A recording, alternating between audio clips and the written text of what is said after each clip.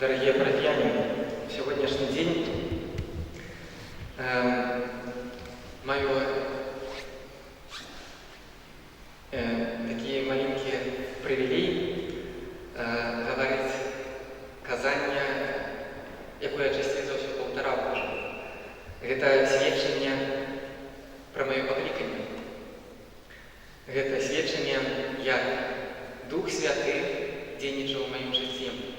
Свідчення і подяка Богу Айцу.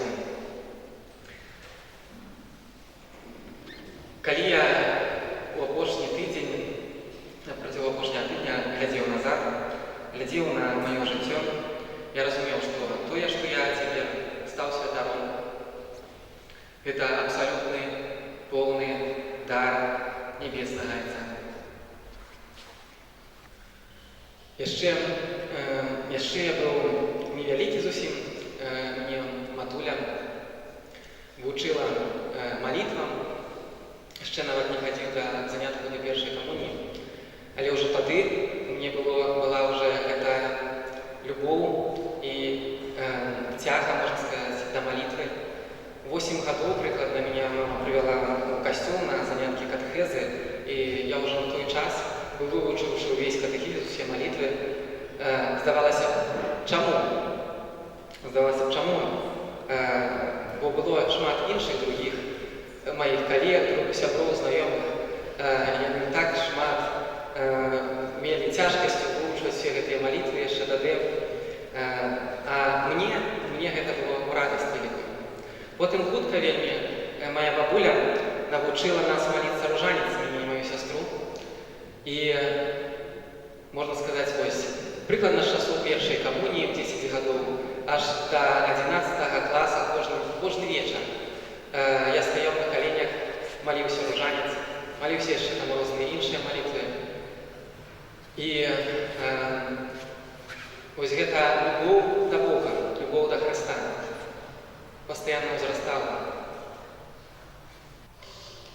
Хаця я быў са звычайнай сям'і, можна сказаць, мой тата быў не зусім амаль не практыкуючым. Мама, яна з часам, як мы пачалі больш хадзіць у касцёл, таксама пачала больш хадзіць у касцёл, але таксама не была вельмі практыкуючай. Але гэты дар любові да малітвы, любові да Бога, гэта быў проста абсалютным дарам, калі гляджу назад. Я меў шмат розных сяброў. І я заўсёды Бога пытаўся, чаму яны не маюць гэтага дара, гэтай ласкі, маліцца, хадзіць да касцёла. Бо я ж да гэтага не прыкладаў нейкіх усілий. Мне гэта было за вялікую радасць. Я прыходзіў на катэхезы, калі прыходзілі на катэхезы толькі 1-2 чалавека. І у апошнія гады, у апошнім годзе, у 11 класе, я рыхтаваўся да паступлення, і быў час, калі бацькі сказалі: «Всё, не можна хадзіць толькі ў касцёл». Чаму? Занадта набожны стаў, занадта часта ходзіш. Я рыхтаваўся да паступлення на праграміста, вывучыў матэматыку, фізіку. Гэта мне таксама падабалася, і здольнасці да гэтага былі. Я памятаю, як цяпер я ўначы стаяў на малітве са слязьмі.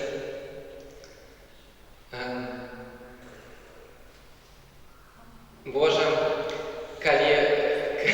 Я ж все равно пойду ў касцёл. Але тады, хутчэй за ўсё, мои бацькі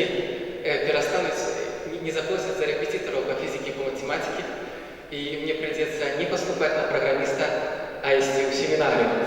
О, думаю, якое вялікае гора! Тады са слязьмі. Але я знаў тады 100%, калі я тады не пашоў на праграміста, 100% пашоў у семінарыю, бо я вельмі любіў ад сэрца Хрыста. Але Бог яшчэ меў асаблівы план для мяне. Безумоўна, гэта ўсё ўладзілася, мне дазвалялі потым хадзіць у касцёл на ўсе гэтыя сустрэчы. І калі я прыехаў вучыцца ў Мінск, праз некаторы хуткі час, я сустрэўся з малітоўнай групай Бога Айца, сустрэўся з адным аўстрыйскім місіянерам Готфрідам Брейнерам. І ён, і гэта супольнасць сама асаблівым чынам, адкрыла для мяне зусім новы, іншы погляд на Бога. На Бога як айца. На тое, што Бог, Ён мой Айцец, наш Айцец, заўсёды з намі. Ён бясконца мяне, кожнага з нас, бясконца моцна любіць. І гэты шлях яшчэ да святарства доўжыўся яшчэ гадоў 6 пасля гэтага. Яшчэ ў мне было вельмі шмат розных знакаў. Я памятаю, сёння мы знаходзімся по вігілію, не ў вігілію, у дзень спаслання Святога Духа. І на асаблівых рэкалекцыях Святога Духа, на харызматычных рэкалекцыях, мне было 19 гадоў, я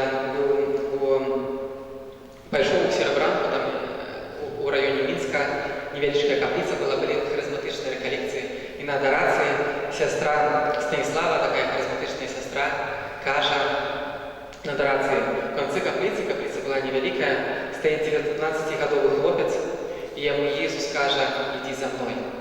Я паглядзеў налева, направа, ні аднаго 19-гадовага хлопца і ввогуле з моладзі не было. Я разумеў, гэта для мяне, але яшчэ быў не гатовы.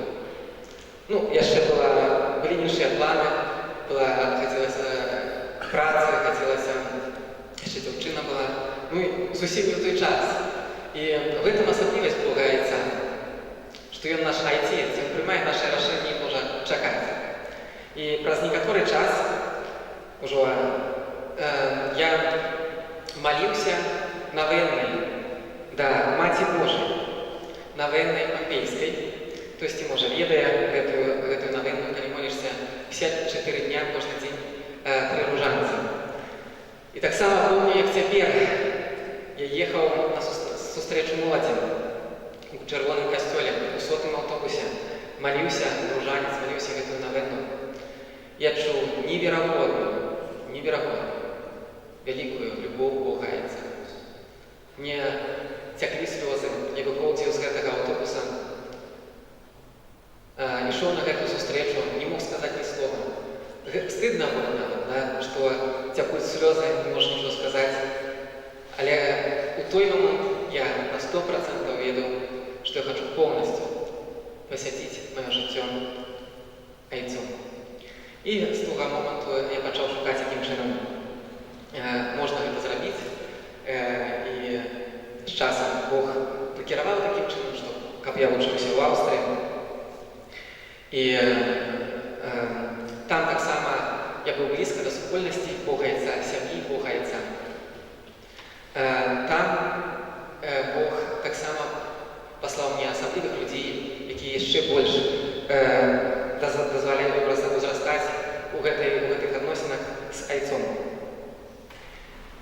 І я ўсю, можна сказаць, увесь час вучобы прысвяціў таму, каб зразумець, які ёсць Бог Айцец. Там шмат вучобы, безумоўна, толькі вучобай, гэтага не зразумееш. Толькі вывучаючы якіясьці тэалагічныя тэксты, таксама не зразумееш. Было шмат малітвы, было вельмі цяжка зразумець. Вось ёсць Jesús, ёсць Бог Айцец, ёсць Святы Дух, якога мы сёння святкуем. Дзе тут Бог Айцец? Дзе Бог Айцец? І у канцы амаль семінарыі я зразумеў, безумоўна, дзе Бог Айцец асабліва прысутны. Jesús, я пра гэта ўжо неаднаразова, магчыма, гаварыў на казаннях, Jesús меў толькі адно жаданне – паказаць нам Бога Айца, адкрыць нам Бога Айца. Ён сам неаднаразова кажа, што ўсё, што ён робіць, ўсё, што ён гаворыць не ён, гаворыць Бог Айцец. І самы вялікі момант адкравення гэтага Бога Айца – гэта крыж. Гэта момант, калі Jesús Христос памірае на крыжы. У гэты момант ён паказвае на самай справе любоў І цяпер, гледзячы на ўсё гэта, я яшчэ больш разумею, калі мы перажываем асаблівым чынам гэты момант тут, на Еўхарыстыі. І я меў шмат розных вопытаў харызматычных супольнасцяў на звычайных рэкалекцый, дзе я бачу вельмі шмат розных ацаленняў, аздараўленняў. Але асаблівы вопыт прысутнасці Бога Айца, прысутнасці таксама Духа Святога я перажыў ужо таксама на апошнія дні семінарыі. Я пайшоў на імшу, ёсць такія яшчэ іншыя старога абраду, якія святкаваліся да Ватыканскага сабору на лаціне, казалось мне нічого там зразумелага, няма нічого такого асаблівага. І калі свята ламаў гостыю, падымаў, казаў, гэта баранак Божы. Потым я спажываў. Я зразумеў, што ў гэты момант святар, можна сказаць, ламае сябе, ахвяруе сябе на алтары. У гэты момант гостыя і святар адно і тое. У гэты момант адбываецца гэтая ахвяра Ісуса Хрыста на крыжы. І ў гэты момант найбольш прысутны Бог Айцец. І, магчыма, не дарма мы не просто так мы сёння перажываем спаслання Духа Святого. Хто такі Дух Святы?